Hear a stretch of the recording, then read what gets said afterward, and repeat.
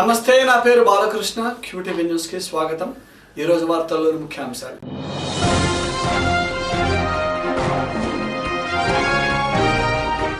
మిర్చి మొత్తం కొనుగోలు చేస్తాం, రైతుకు సబ్సిడీ అందేలా చూస్తాం. మంత్రులు పత్తిపాటి.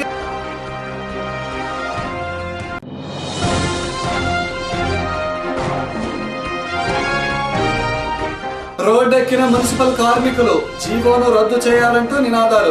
మున్సిపల్ కార్యాలయం వద్ద కార్మికుల నిరసన.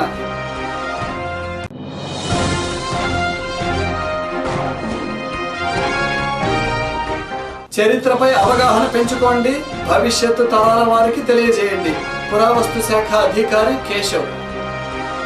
మిర్చి రైతులను అన్ని విధాలుగా ఆదుకునేందుకు రాష్ట్ర ప్రభుత్వం సిద్ధంగా ఉన్నప్పటికీ ప్రతిపక్ష వైసీపీ అనవసర రాద్ధాంతం చేస్తున్నదని రాష్ట్ర మంత్రులు పుల్లారావు, నక్కా ఆనందబాబులు విమర్శించారు.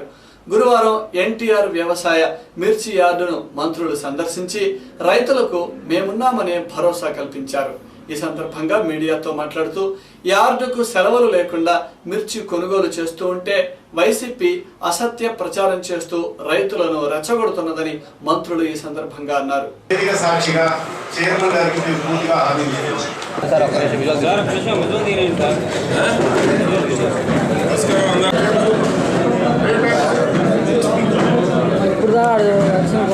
ఎక్కువ చొరవ తీసుకొని జిల్లా రైతాంగమే కాకుండా 13 జిల్లాల రైతుల్ని కష్టాలను దృష్టిలో పెట్టుకొని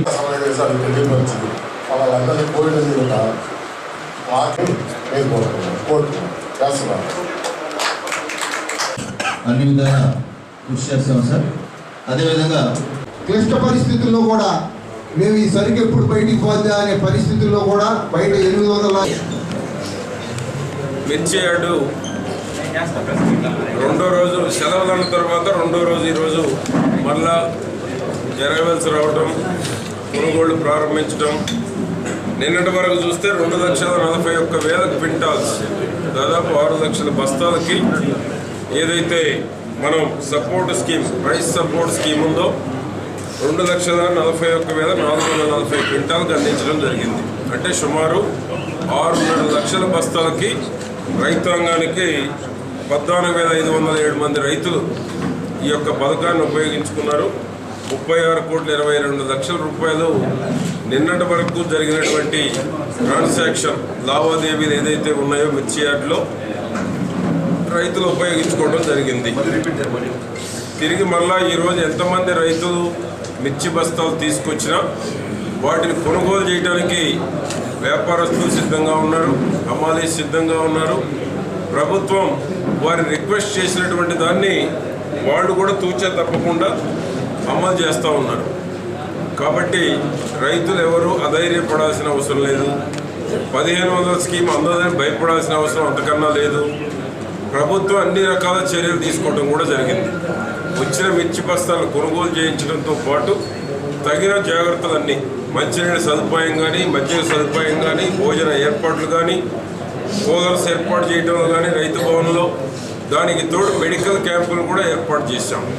ఫైర్ కానీ, పోలీసు కానీ, సెక్యూరిటీ పరంగా కానీ, ప్రభుత్వ పరంగా అధికారులందరూ అన్ని రకాల ముందస్తు చర్యలను తీసుకోవడం కూడా జరిగింది. కొట్లు కట్టుకొని ఎంత ఇబ్బంది పడ్డాడు అతను తెలుసు కదా. ఓల్డ్ స్కూల్తో పుట్టి పెరిగిన అతనికి మిర్చి యార్డు, మిర్చి రైతులు కష్టాలు అతనికి ఏం తెలుసు. ఎన్ని పొలిటికల్ డ్రామాలు ఆడితే ఎట్లా. నిజంగా రైతుల పక్షపాతంతో వ్యవహరించే పార్టీ తెలుగుదేశం పార్టీ. తెలుగుదేశం ప్రభుత్వం ఏ రోజున లేదు. గిట్టుబాటు ధరలు లేని పంటలు కూడా గిట్టుబాటు ధరలు ఇచ్చి కొనుగోలు చేసినటువంటి చరిత్ర ఈ రాష్ట్రంలో ఎప్పుడూ లేదు. గతంలో ఉల్లిపాయలు కొన్నారు, కందులు కొన్నారు, మొక్కజొన్న కొన్నాం, జొన్నలు కొన్నాం. ఈ రోజున ఆంధ్రప్రదేశ్లో ఎప్పుడైనా జరిగిందా? 1,500 రూపాయలు బోనస్ ప్రభుత్వం, ఆ రాష్ట్ర ప్రభుత్వం ఇచ్చిన దాఖలాలు ఎప్పుడైనా ఈరోజు పసుపు కొనుగోలు చేస్తూ ఉన్నాం. దుగ్గిరాల్లో కానీ, కడపలో కానీ. ఇంకా 3 సెంటర్స్ ఓపెన్ చేయబోతా ఉన్నాం. అక్కడ రైతుల రద్దీ ఎక్కువ ఉందో ఇంకో 3 చోట్ల కూడా పసుపు కొనుగోలు కేంద్రాలు ఏర్పాటు చేయబోతా ఉన్నాం. 6,000 క్వింటాల్కి 6,500 మొదటి రకానికి ఇచ్చి కొనుగోలు చేపిస్తూ ఉన్నాం. రైతుల నుంచి ఆందోళన బయటికి రాకముందే వాళ్ళు ఏ కష్టంలో ఉన్నారో గుర్తించి ముందుగానే చర్యలు తీసుకున్నటువంటి ప్రభుత్వం తెలుగుదేశం ప్రభుత్వం, చంద్రబాబు నాయుడు గారి ప్రభుత్వం. మున్సిపల్ కార్మికుల హక్కులను హరించేందుకు రాష్ట్ర ప్రభుత్వం ప్రవేశపెట్టిన 279 జీవోను రద్దు చేయాలని కోరుతూ గురువారం నాడు కార్మికులు మున్సిపల్ కార్యాలయం ఎదుట భారీ ఆందోళన నిర్వహించారు. ప్రభుత్వానికి వ్యతిరేకంగా నినాదాలు చేస్తూ రోడ్డుపై బైఠాయించి తమ నిరసన తెలిపారు. కార్మికులు పోలీసులకు మధ్య స్వల్ప వాగ్వివాదం జరగడంతో కొంత గందరగోళ పరిస్థితి నెలకొంది. ప్రభుత్వానికి కనువిప్పు కలిగేలా ఈ నెల 22వ తేదీన రాష్ట్ర వ్యాప్తంగా అన్ని మున్సిపాలిటీ కార్మికులు ధర్నా నిర్వహిస్తున్నట్లుగా మున్సిపల్ జేఏసీ నాయకులు తెలిపారు.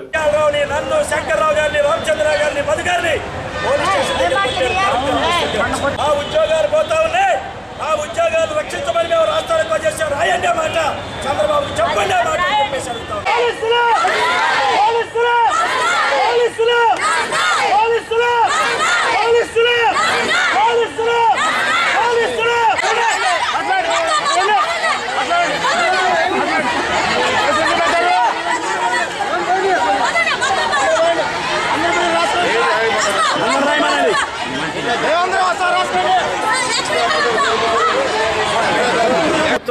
మున్సిపల్ ఉద్యోగులు కార్మికుల సమస్యల పట్ల నిరంకుశంగా వ్యవహరిస్తూ ఉంది. 279 జీవోని కార్మికుల మేలు కోసం తీసుకొచ్చాయని చెబుతుంది. కానీ అందులో ఒక్క మొక్క కూడా కార్మికుల మేలు లేదు. పచ్చ చొక్కా కాంట్రాక్టర్ల జేబులు నింపడం కోసమే ఈ జీవో తీసుకొచ్చారు. ఇప్పటిదాకా మున్సిపాలిటీల్లో పారిశుద్ధ్య పని కానీ ఇంజనీరింగ్ పని కానీ దళితులు గిరిజన కులాలకి కాంట్రాక్ట్ ఇచ్చేవాళ్ళు. ఇప్పుడు ఆ కులాలకు కూడా ఈ పని లేకుండా చేసి స్వదేశీ విదేశీ పెట్టుబడిదారులకు మన మున్సిపాలిటీలను తాకట్టు పెట్టబోతున్నారు. దీన్ని మేము నిరసిస్తూ సంవత్సరన్నర కాలంగా మేము పోరాటం చేస్తూ ఉన్నాం. అయినా ఈ ప్రభుత్వం మొండితనంగా వ్యవహరిస్తూ ఉంది. ఈ మొండితనాన్ని మేము నిరసిస్తూ నిన్న ఈరోజు నిరాధ్యక్షులు ఈరోజు అన్ని మున్సిపల్ ఆఫీసులు కలెక్టర్ ఆఫీసుల దగ్గర ధర్నాలు నిర్వహించాం. మేము శాంతియుతంగా పోరాటం చేస్తున్నాం. మా శాంతియుతమైనటువంటి పోరాటం మీదకి పోలీసులు ఉసిగొలిపి అరెస్టు చేయించాలని అక్రమ కేసులు పెట్టి మా పోరాటాన్ని నీరుగార్చాలని చెప్పేసి రాష్ట్ర ప్రభుత్వం కుట్రలు బన్నుతూ ఉంది. మున్సిపల్ కార్మికులకి ఇటువంటి కుట్రలు పెద్ద లెక్క కాదు. ఈ కుట్రలు తిప్పికొట్టే దమ్ము ధైర్యం మున్సిపల్ కార్మికులకు ఉందని చెప్పేసి ప్రభుత్వానికి తెలియజేస్తా ఉన్నాం. 151 జీవో రిలీజ్ చేసి 7 నెలలైంది. ఇంతవరకు మున్సిపల్ కార్మికులకు ఆ జీవో ప్రకారం జీతాలు పెంచలేదు. మన 15వ తారీఖు కాంట్రాక్ట్ కార్మికులకు 50% జీతాలు పెంచినట్టుగా ప్రభుత్వం చెప్పింది. కానీ మున్సిపల్ కార్మికులకు మాత్రం ఆ జీతాలు కూడా అమలు చేయడానికి ప్రభుత్వం సిద్ధంగా అట్లా మాట్లాడితే ముఖ్యమంత్రి గారు నేను దళిత పక్షపాతిని, బీసీల పక్షపాతిని, గిరిజనుల పక్షపాతిని అని చెప్పుకుంటాడు. మున్సిపల్ కార్మికులు అందరూ 99% బీసీలు, దళితులు, గిరిజనులు ఇటువంటి కులాలకి నువ్వు ఎందుకు ఆ జీవోలు అమలు చేయట్లేదు? ఇటువంటి కులాలకు సంబంధించిన కార్మికుల్ని నడి బజార్లో తాకట్టు పెట్టడానికి ఎందుకు సిద్ధమయ్యామని చెప్పేసి మేము అడుగుతున్నాం. ఈ విషయాల మీదే ఇప్పటిదాకా పోరాటం చేశాం. రేపు 22వ తారీఖు ఒకరోజు రాష్ట్ర వ్యాప్తంగా సమ్మె చేస్తా ఉన్నాం. ప్రభుత్వాన్ని మేము హెచ్చరిస్తా ఉన్నాం. ఎప్పటికైనా నువ్వు దిగొచ్చి మా సంఘాలతో చర్చలు జరుపు, మా న్యాయమైనటువంటి కోరికలు పరిష్కారం చేయి. లేదంటే రాబోయే రోజుల్లో మా పోరాటాన్ని ఉధృతం చేస్తాం. అన్ని రాజకీయ పార్టీలు, కుల సంఘాలు, అన్ని కార్మిక సంఘాలకు కూడగట్టుకొని పోరాటాన్ని ఉధృతం చేస్తాం. ఈ ప్రభుత్వం మెడలుస్తామని చెప్పేసి హెచ్చరిస్తా ఉన్నాం. ప్రపంచ పురావస్తుశాలల దినోత్సవం సందర్భంగా ఏసీ కళాశాల ఎదురుగా గల బౌద్ధ పురావస్తు శాఖ కార్యాలయంలో చిన్నారులకు చరిత్రపై పలు పోటీలు నిర్వహిస్తున్నట్లు పురావస్తు శాఖ అధికారి కేశవ్ తెలిపారు. ఈ పోటీలకు సుమారు 100 మంది చిన్నారులు పాల్గొన్నారని, చిత్రలేఖనంతో పాటు అనేక పోటీలు ఏర్పాటు చేసినట్లుగా చెప్పారు. చరిత్రపై ప్రతి ఒక్కరికి అవగాహన ఉన్నప్పుడే దేశంపై మమకారం కలుగుతుందని ఆయన వివరించారు.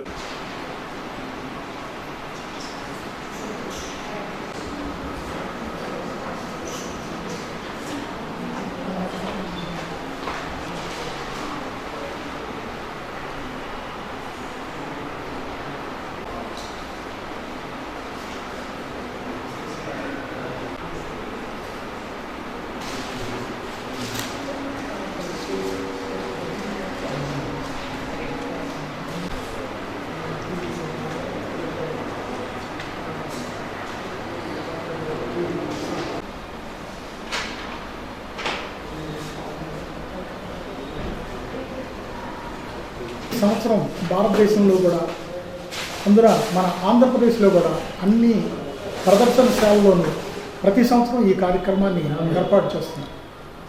ఈ కార్యక్రమంలో భాగంగా కాలేజీ పాఠశాల విద్యార్థులను ప్రదర్శనశాలకి పిలిపించి వాళ్ళ చేత essay writing competition, painting competition, ఇంకా ఇతరితర ప్రోగ్రామ్స్ తయారు చేయించి వాళ్ళు ఆ కాంపిటీషన్స్లో పార్టిసిపేట్ చేసి మన చరిత్రకు సంబంధించినటువంటి అంశాల మీద అవగాహన పెంపొందించుకునేటట్టుగా చేయటం అనేది ఒక కార్యక్రమం. అదేవిధంగా మన ప్రతి సంవత్సరం జరిగేటువంటి ముఖ్యమైనటువంటి క్యాలెండర్ ఈవెంట్స్, కొన్ని ఇంపార్టెంట్ అయినటువంటి ఈవెంట్స్ అన్నింటినీ కూడా ఈ ప్రదర్శనశాలలో మీటింగ్స్ అరేంజ్ చేయటం, ఆ మీటింగ్స్కి సంబంధించి అనేక వర్గాల నుంచి ప్రజలను ఇక్కడికి పిలిపించడం, వాళ్ళకి మన చరిత్ర గురించి, సంస్కృతి గురించి, వారసత్వాన్ని గురించి తెలియపరిచేటట్టుగా ఏర్పాట్లు చేస్తున్నాం. ఈ సంవత్సరం అంతర్జాతీయ కౌన్సిల్ ఆఫ్ మ్యూజియంస్ వాళ్ళు ఇచ్చినటువంటి స్లోగన్ ఏమిటంటే museums and contested histories saying A unspeakable in museums అని చెప్పారు. అంటే మనకి చరిత్రలో అనేక సంఘటనలు వివిధ రంగాలలో పోటీ పడుతున్నట్టుగా, తర్వాత ఒకదానికి ఒకటి స్పర్ధ గొలుపుతున్నట్లుగా ఉన్నాయి. వాటి మీద ప్రజలకి సరైనటువంటి అవగాహన లేదు. అంటే చరిత్రలో ఒక అంశాన్ని ఒక వర్గం వారు ఒక రకంగా చెప్తే మరొక వర్గం కాంపిటీషన్లు ఏర్పాటు చేయడం జరిగింది. దాదాపు ఒక 100 మంది దాకా విద్యార్థులు పాల్గొన్నారు. వాళ్ళందరూ వేసినటువంటి వాటిని first and second, third prices ఇవ్వడం జరుగుతుంది.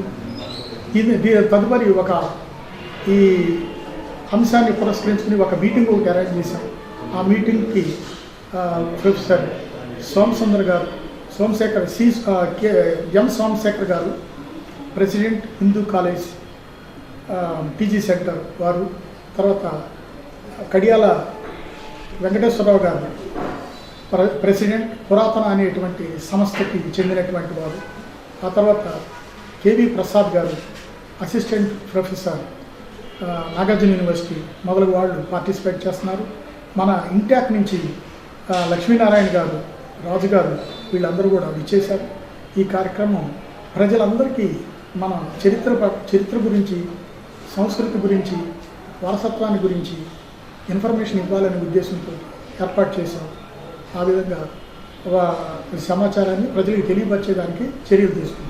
మారుతున్న కాలానికి అనుగుణంగా మొబైల్ ఫోన్స్ వినియోగం అత్యవసరమైపోయిందని ఎమ్మెల్సీ డొక్కా మాణిక్య ప్రసాద్ అన్నారు. గురువారం బ్రాడీపేటలో నూతనంగా ఏర్పాటు చేసిన 2 మొబైల్ షోరూమ్ను ఎమ్మెల్సీ ప్రారంభించారు. ఈ సందర్భంగా ఆయన మీడియాతో మాట్లాడుతూ శాస్త్రీయ పరిజ్ఞానం ద్వారా రూపొందించిన మొబైల్ ఫోన్స్ ఈ షోరూంలో అందుబాటులో ఉంచిన నేపథ్యంలో ప్రజలు కొనుగోలు చేయాలని ఎమ్మెల్సీ సూచించారు.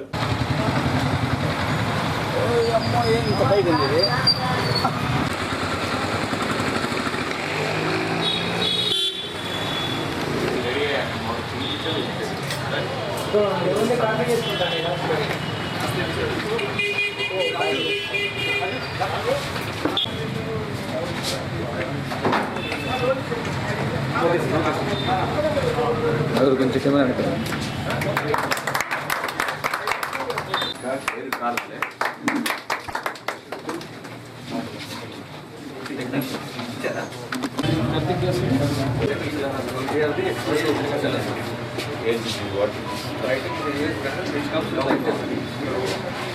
బ్యాటరీ మా పత్రికల్లో చూసాం. సైబర్ వైరస్ ఎలా ప్రవేశించింది, ఒక వైరస్ ద్వారా అనేక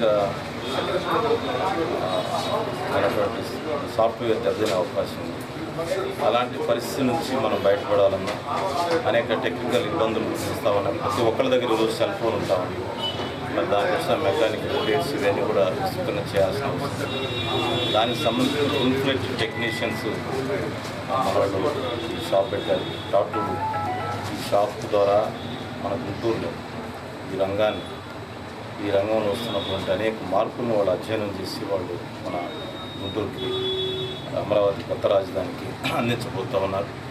అసలు సాఫ్ట్వేర్ లేదా టెక్నాలజీ లేదా ఐటీ అంటేనే ముఖ్యమంత్రి చంద్రబాబు నాయుడు గారి ప్రతినిధి, ఆయన ఈజ్ రిప్రజెంట్స్ ది ఐటీ.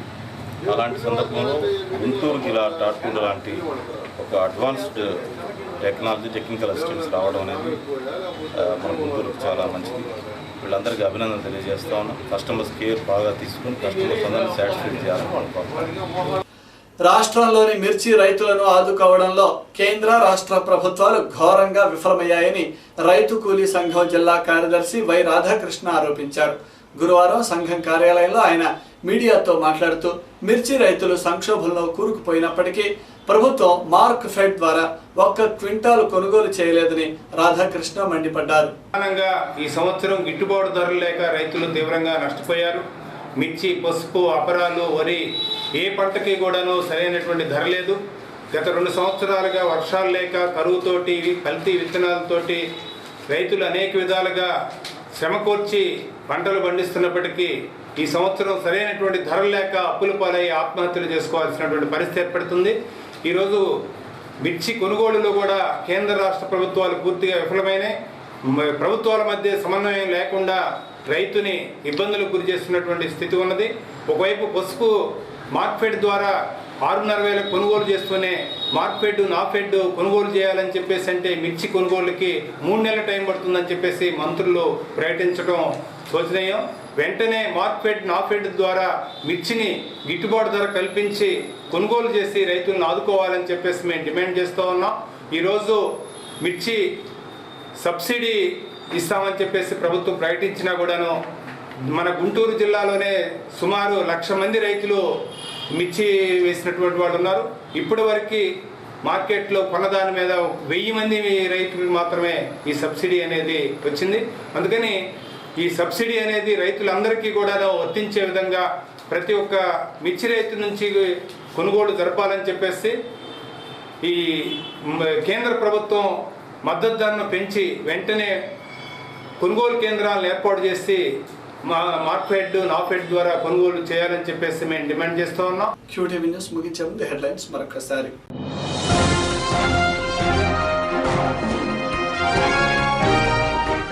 మిర్చి మొత్తం కొనుగోలు చేస్తాం, రైతుకు సబ్సిడీ అందేలా చూస్తాం, మంత్రులు పత్తిపాటి.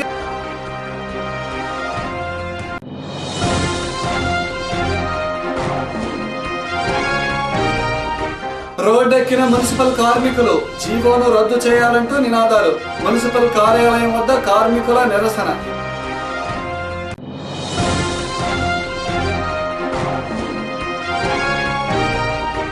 చరిత్రపై అవగాహన పెంచుకోండి, భవిష్యత్తు తరాల వారికి తెలియజేయండి. పురావస్తు శాఖ అధికారి కేశవ్. ఇవే ఈరోజు విశేషాలు. మరిన్ని వార్తలతో మళ్ళీ కలుద్దాం. నమస్కారం.